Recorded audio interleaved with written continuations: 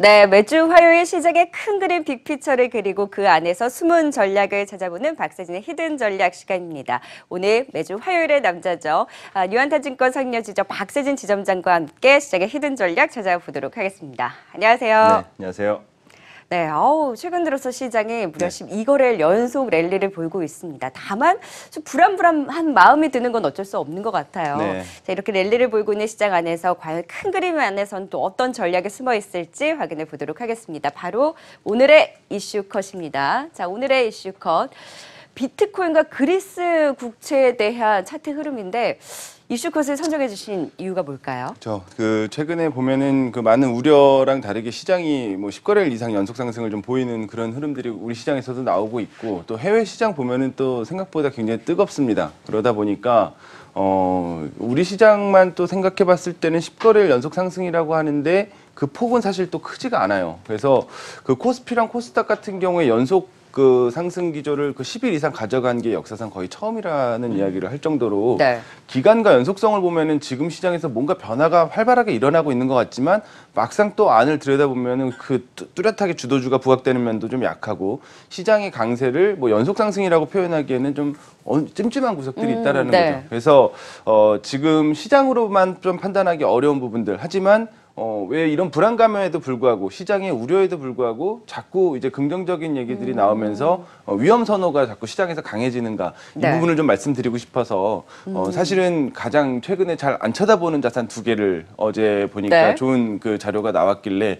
이 두 개를 같이 이제 설명하는 자료가 나왔길래 이걸 네. 좀 말씀드리고 싶어서 그래서 갖고 저는 좀 나왔습니다. 의아했어요. 그렇죠. 비트코인 지금은 사실 많은 사람들에게 아픔만 안겨준 그 작년까지 광풍을 좀 이끌었었던 투자였고, 그리스 국채는 사실 저희가 이제 유로존 재정이기 때 당시에 키프로스 그리고 또 그 그리스의 그 재무장관 이런 사람들 이름 다 외울 정도로 우리한테는 굉장히 익숙한 그렇죠. 자료였는데, 네네. 지금 그리스 국채 금리 아무도 확인 안 하잖아요.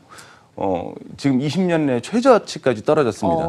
국채 금리가 그만큼 떨어졌다라는 것은 반대로 채권 가격이 그만큼 상승을 했다라는 거죠. 거고요. 네. 그래서 유로존 내에서 가장 안전 자산으로 꼽히는 독일 국채 그리고 그리스 국채의 그 수익률을 이제 차감한, 그러니까 그리스 국채가 당연히 수익률이 높을 거니까 그리스 국채에서 독일 국채 수익률을 차감하면 그리스 국채가 얼마나 더 위험 프리미엄이 붙어 있는지가 나오잖아요. 네. 그래서 자세히 보면 요 끝에 그 우측에 돼 있는 게 요 축이고 이건 역축입니다. 네. 그래서 이게 올라갈수록 그리스 국채랑 독일 국채의 갭이 줄어들고 있다라는 거죠. 생각해보면 지금 3.4%를 가리키고 있어요. 독일 네. 국채를 사나 그리스 국채를 사나 3.4%밖에 차이가 안 난다라는 거고요. 네. 우리가 2011년, 12년도 지나서 그때 유로존 재정위기 당시에 그리스 국채가 어디까지 치솟았냐면 연금리로 35%까지 올라왔었습니다. 네. 국채가. 그래서 그걸 생각해 보면 지금 그리스 국채 가격이 어느 정도까지 올라왔는지, 거꾸로 얘기하면 그리스의 채권 가격, 그 채권 수익률이 어느 정도까지 떨어졌는지, 네. 그러니까 위험 선호에 대한 부분들을 지금 그리스에서 그 금융위기의 흔적은 찾아볼 수 없는 수준까지 지금 거래가 되고 있다라는 부분이고요. 그만큼 위험자산 선호도가 높아지고 있다는 맞습니다. 거네요. 그 부분을 비트코인하고 같이 보면 재밌는 그림이 나오는 거죠. 네. 비트코인 같은 경우에 이제 올해 1월 달 보면은 이제 $3,000. 근데 좀 조금 전에 제가 가격 확인했더니 5,800불 정도가 기록이 됐더라고요. 4월을 기점으로 많이 올라왔어요. 맞습니다. 만우절 때문에 올랐다 이런 얘기도 했지만, 결국에 프랑스에서 그 비트코인 관련된 그 정책이 또 의회 통과가 되게 네. 되면서 최근에 가격을 좀 정당화시키는 모습이 나오는데, 서론을 길게 말씀드리는 부분은 여기에 사실은 최근 시장의 위험 선호 현상에 대한 집중이 다 표현이 돼 있기 때문이에요. 보면 전혀 다른 두 자산이지만 사실 움직이는 궤적은 굉장히 비슷하고요. 네. 특히 본격적으로 이 그리스와 독일 국채의 수익률 네. 갭이 줄어든 시점, 그 비트코인의 가격이 급격하게 상승한 시점이 비슷합니다. 우리가 아주 극단적으로 시장에 대해서 이거 아래 공포다, 장단기 금리의 축소와 역전이 만들어낼 수 있는 경기 하강에, 혹은 그 경기 급격한 침체의 서막이다, 이런 이야기를 하면서 걱정하는 동안에 위험 자산들로는 급격하게 자금들이 더 쏠리기 시작을 했다라는 거죠. 네. 그래서 지금의 기조를 우리가 시장에 주도주가 없다, 그리고 밸류에이션이나 모멘텀이 불분명하다라는 이유로 애써 지금 시장에서 움직이는 돈들을 자꾸 부정하다 보면, 네. 지금 물밑단에서 움직이고 있는 이 위험 선호 현상을 찾아다니는 이 자금들의 이동을 또 이게 놓칠 수가 있다라는 부분이고요. 네. 그래서 저희가 사실은 2월에서 3월 넘어가는 방송에서 그런 말씀을 드렸던 적이 있었던 것 같아요. 유동성 장세를 규명하는 데 있어서 사실은 상반된 신호들이 굉장히 자주 등장을 하게 되는데 자산 가격에서도 동조화될 수 없는 자산들이 같이 움직이는 경우가 되게 많다. 대표적으로 주식과 채권 가격이 대표적인 위험 자산 그리고 대표적인 안전 자산의 역할을 하고 있기 때문에 원래는 같은 방향으로 잘 안 움직입니다. 네. 하지만 이제 2월부터 올해 1월부터 두드러졌던 부분 중에 하나가 채권과 주식의 동반 상승이 진행된다라는 부분들은 사실 시장 내에서 전통적인 시각에서 봤을 때는 굉장히 이례적인 상황인 거고요. 이걸 설명하는 한 가지의 단어는 유동성밖에 없다라는 말씀 드렸어요. 네. 실제로 시장에 돈이 풀리고 채권이든 주식이든 지금 경기 전망과 지금 당장의 경기 타진을 필두로 해서 어떤 자금 쪽으로 비중을 특정적으로 쏠림 현상을 강화시키는 게 아니라 둘 다 사들이는 채권 플레이어들은 채권을 사들이고 주식 플레이어들은 주식을 사들이는 현상이 계속 진행이 되다 보니까 저희 2019년도 들어서 신고가를 갱신한 자산이 지금 몇 가지가 있습니다. 그중에 첫 번째가 주식과 채권을 동시에 운용하는 펀드예요. 대표적으로 뱅가드의 밸런스드 인덱스 펀드라는 펀드가 있는데 네. 전통적으로 운용 전략이 주식 60%, 채권 40%를 같이 편입을 하는 자산입니다. 채권 가격 상승하고 주식 가격이 동시에 상승하게 되니까 작년보다 채권 가격도 오르고 주식 가격도 일정 부분 회복하는 그런 흐름들이 나오게 돼서 오히려 주식 시장보다 더 좋은 흐름들을 지금 만들어냈어요. 신고가를 갱신을 했습니다, 이번에. 네. 다음 그림 보면 시장만 보면은 우리 시장도 마찬가지로 지금 아주 뚜렷하게 이게 주도주고 주도 업종이다라고 얘기할 만한 것들이 없는 실질적으로는 계속해서 순환매 그렇죠. 양상을 보이는 그리고 저 밑단에서 사람들이 많은 관심을 평소에 보이지 않았고 그리고 수급이 비어있는 종목들이 자꾸 신고가를 내는 양상들이 강한데 네.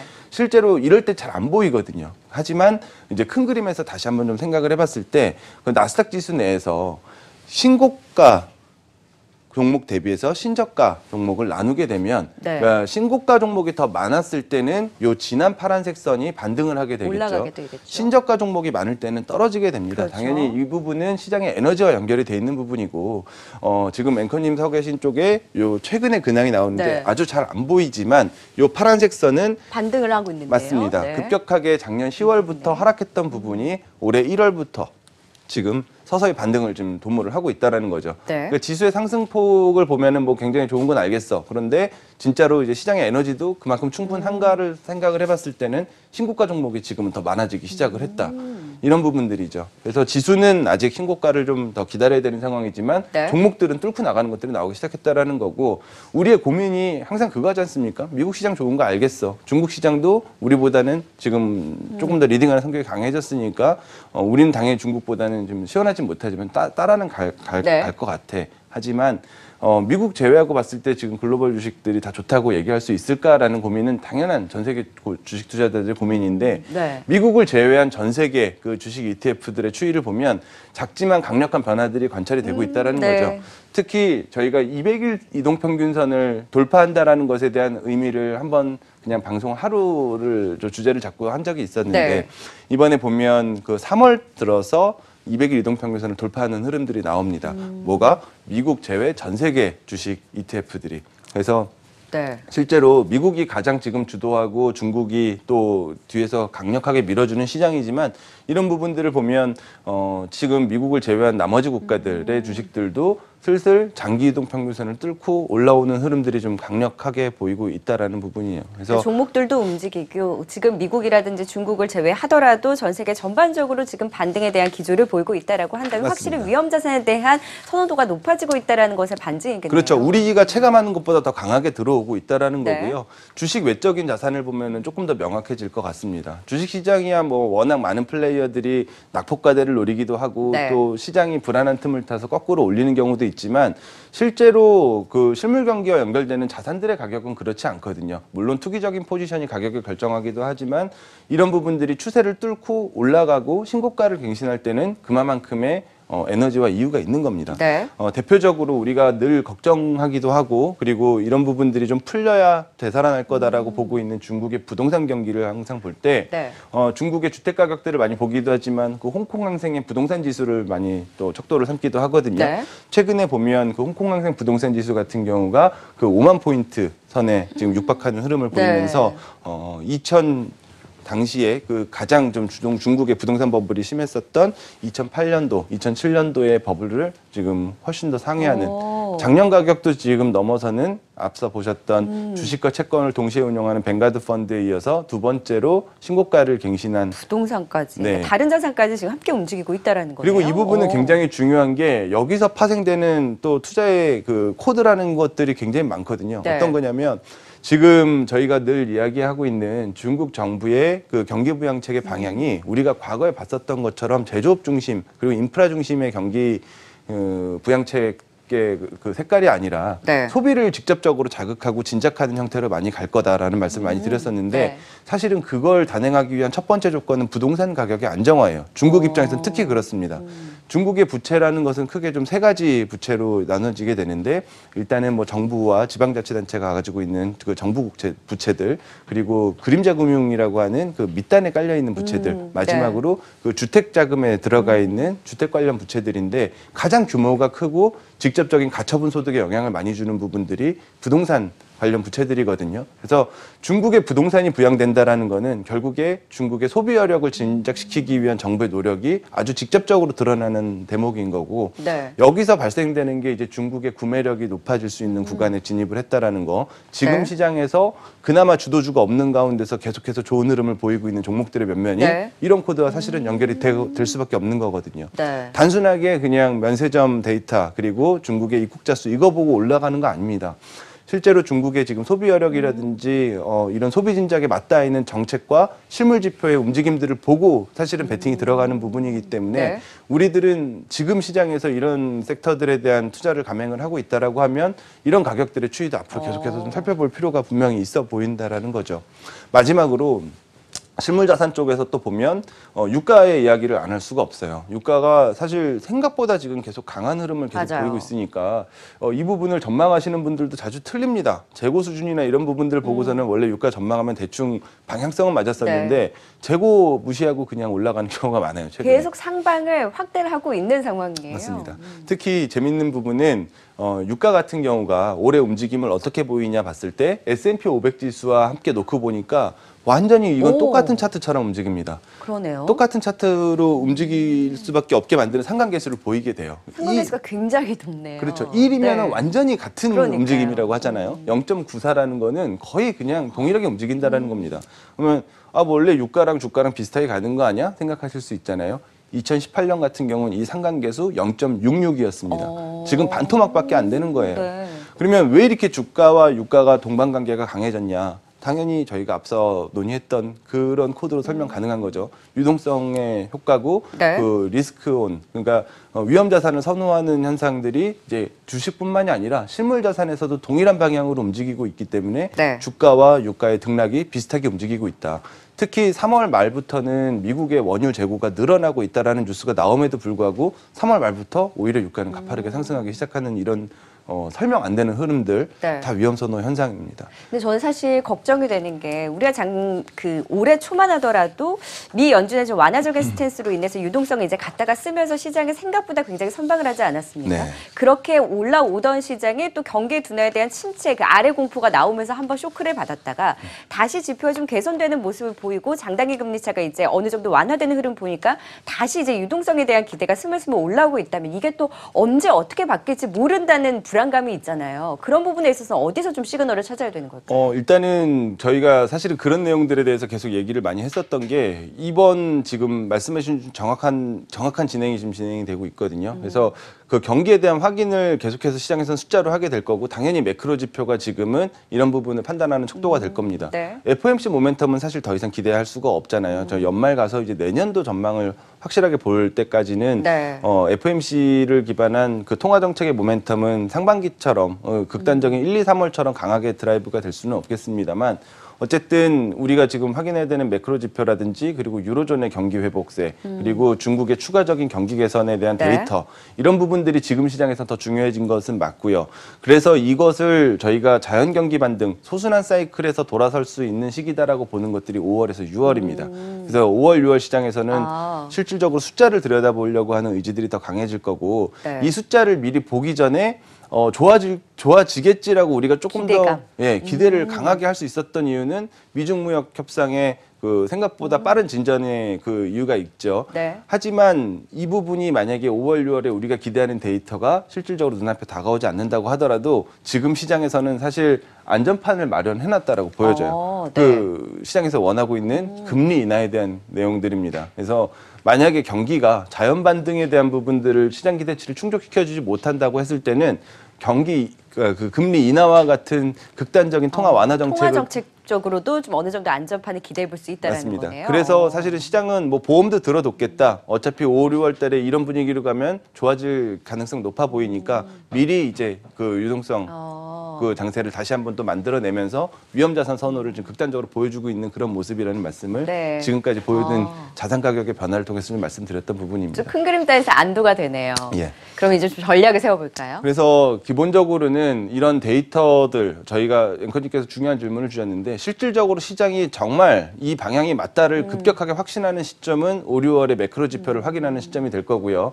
그 전에 혹시 뭐 미중무역 협상에 있어서 급격한 진전이 이루어진다라면 그에 가늠하는 효과가 나올 겁니다. 네. 다만 이런 부분들이 나오기 전에는 시장은 이런 온기는 계속해서 위험자산 선호 자산들이 계속해서 들어오는 온기는 만들어 주겠으나 뚜렷한 주도주 없이 계속해서 모멘텀과 순환매에 의존하는 장세가 계속 연출될 가능성이 높다라고 보여지거든요. 그렇기 때문에 지금 시장단에서 진행되고 있는 변화 그리고 거기서 뭔가 투자 기회가 나오는 쪽들은 좀 더 유심하게 봐야 된다라고 생각을 합니다. 네. 왜냐하면 그런 부분들이 주가에 미치는 영향력이 어느 때보다 크거든요. 가파르고. 그래서 이번에 지금 갑자기 돼지고기 이야기를 좀 드려야 되는 부분은 네. 사실 이 부분도 저희한테 많은 투자 아이디어를 던져주기 때문이에요. 그 중국 CPI, 3월 CPI를 보고 시장에서 기대했던 것보다 물가도 상당히 중국이 빨리 회복이 되네라고 이야기를 하고 있는데 사실은 돼지고기 가격의 급격한 반등이 그 3월 CPI 반등의 주역입니다. 그 초록색을 보면 CPI 네. 돼지고기 지수가 좀 나오고 있고요. 그리고 여기 PX스탁스라고 나오는 거는 돼지의 재고, 그러니까 실제로 12개월의 시차를 반영한 돼지의 재고나 마찬가지인데 네. 이 부분이 올해 1월에 급격하게 빠졌다가 사실상 네. 엄청나게 지금 올라섰어요. 하반기부터는 네. 아니 이거 2020년 1월을 예상을 하는 거예요. 아, 네. 그래서 올해 말부터는 급격한 증가를 좀 보일 거다라고 얘기를 하는 겁니다. 네. 그래서 지금은 플랫한 상태인데 지금 내년 초에 지금 올라서는 걸로 지금 그렇죠. 예측이 되고 이게 있는 거네요. 모돈의 그 엄마 돼지의 그 사육두수를 얘기를 하는 건데요. 네. 그러니까 그만큼 돼지 수가 개체 수가 줄어들었기 때문에 급격하게 이제 돼지고기의 공급 부족이 초래될 수밖에 없다라는 부분이고 네. 여기서 읽을 수 있는 부분은 중국에서는 실제치로 그 CPI에서 돼지고기가 차지하는 비중을 3%라고 이야기하지만 실제로는 6에서 8% 정도의 비중을 차지하고 있다라고 네. 할 만큼 돼지고기는 중국 물가에 엄청난 지대한 영향을 미칩니다. 그래서 궤적도 사실은 보면은 이 모돈의 사육두수랑 아주 그 중국의 CPI가 비슷한 흐름들을 보인다라는 부분이고요. 네. 최근에 아프리카 뭐 돼지열병 이런 열병, 이야기들이 네. 많이 나왔었죠. 잠깐 시장의 테마로 형성이 됐었던 부분들도 있었는데 이제 말씀드렸던 암돼지의 사육두수 이게 줄어들면 돼지 생산량이 급격하게 감소할 그렇죠. 수밖에 없는 거예요. 시차가 분명히 있겠습니다만 이런 부분들이 앞으로의 공급에 영향을 미칠 수밖에 없는 부분이고요. 네. 지금 2019년도 들어서 원래도 올해 들어서 그 2018년 말부터 2019년 초까지 중국 정부가 이제 보조금 지원을 축소시키고 그 환경보호 이슈를 가지고 그 돼지 농가들을 조금 지원하는 폭을 줄여놨기 때문에 원래 네. 줄어들고 있었던 부분이었는데 여기 아프리카 돼지열병이 급격하게 덮치면서 완전히 지금 그래프를 보면은 급격하게 뚝 떨어졌어요. 30% 가량이 줄어들었습니다. 지금 4월까지 진행된 부분을 보면요. 돼지 지금 92만 마리 정도를 폐사를 시켰고 그리고 20개 성 이상을 지금 그 폐쇄 조치를 진행을 했었다가 네. 그 부분은 이제 조금 해제는 해줬는데 이제 날씨도 따뜻해지고 이게 워낙 전염성이 높은 병이기 때문에 안심할 네. 수가 없다라는 거고요. 그러다 보니까 돼지고기 가격 추이가 이제 2019년도 들어서 급격하게 상승하는 오를 흐름들이 수밖에 나오게 없죠. 되는데요. 네.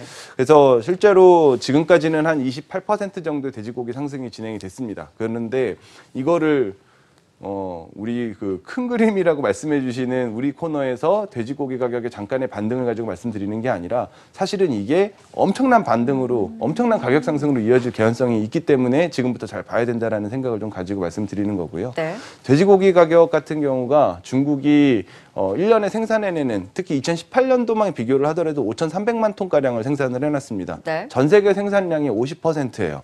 전 세계 돼지의 반은 중국인이 먹는다라고 얘기를 하는 게 실제로 수치로도 그렇습니다. 올해 예상 생산량이 3,600만 톤입니다. 60%가 채 안 되는 수준이거든요. 그렇게 되면 전 세계 이제 그 청정 지역에서의 중국으로의 돼지고기 수출은 엄청나게 급격한 호조를 이룰 거고 가격도 올라갈 수밖에 없는 상황이고요. 네. 우리나라 돼지고기 가격도 중국의 돼지고기 가격하고 그렇기 때문에 아주 밀접하게 동행하는 흐름을 보인다. 그러면 가장 이제 직접적인 두 가지 정도의 투자 아이디어를 좀 생각을 해볼 수가 있겠는데 네. 첫 번째는 당연히 돼지고기 상승의 수혜를 받는 업체들 지금 약간의 테마성 움직임으로 네. 바닥에서는 올라왔지만 만약에 이 부분이 계절성이 강하게 성수기로 작용되는 3월에서 6월 돼지고기 가격 폭등이 진행이 된다라고 그랬을 때는 우리나라 돈육 업체들, 그 돈육 제품 생산 가공 생산 업체들에 대해서는 강력한 투자 기회가 도래할 수 있다. 네. 대표적으로 뭐 선진이라든지 팜스코, 팜스토리 같은 회사들이 되겠죠. 두 번째는 이런 투자를 많이 하시는 분들이 계실지 모르겠는데 돼지 사육두수가 엄청나게 줄어드는 이슈가 생기기 때문에 가격이 폭등하는 거 아니겠습니까? 그러면 네. 돼지의 사료로 가장 많이 쓰이는 거는 대두거든요. 그래서 실제로 상품 시장에서도 대두 같은 경우에는 올해 쇼 포지션을 글로벌 투자자들이 취할 가능성이 높다라는 네. 겁니다. 그래서 저희가 과거에는 미중 무역 분쟁이 이게 해결되는 과정에서 대두 가격을 가지고서는 맞아요. 진행의 척도를 삼았던 경우도 있었는데 지금부터는 그 시그널을 보고 미중 무역 협상을 보면 안 된다. 왜냐하면 돼지 수가 줄어들었기 때문에 대두 가격은 앞으로 폭락할 가능성이 사실은 상당히 높다라는 부분이고요. 더 연결해서 생각해 본다라고 그러면 뭐 참치라든지 닭고기 같은 수산이라든지, 네. 대체 식품에 대한 수요까지도 저희가 연결을 해볼 수 있는 그런 상황이 아닌가 싶습니다. 네, 자 오늘은 큰 그림을 통해서 위험자산 선호도가 높아지고 있는 시장 안에서도 릴리를 보이고 있는 시장 조금 더 이 흐름을 기대해봐도 좋죠. 큰 그림과 함께 또 중국 관련한 모멘텀에 집중을 하면서 중국 소비주의 이유 있는 상승 그리고 또 중국에서의 돼지고기 상승과 맞물려서 우리 시장에서도 이런 돈육 관련한 종목들 지켜보자라는 또 숨은 전략까지 찾아봤습니다. 박세진의 히든 전략이었습니다. 지금까지 박세진 지점장이었어요. 고맙습니다.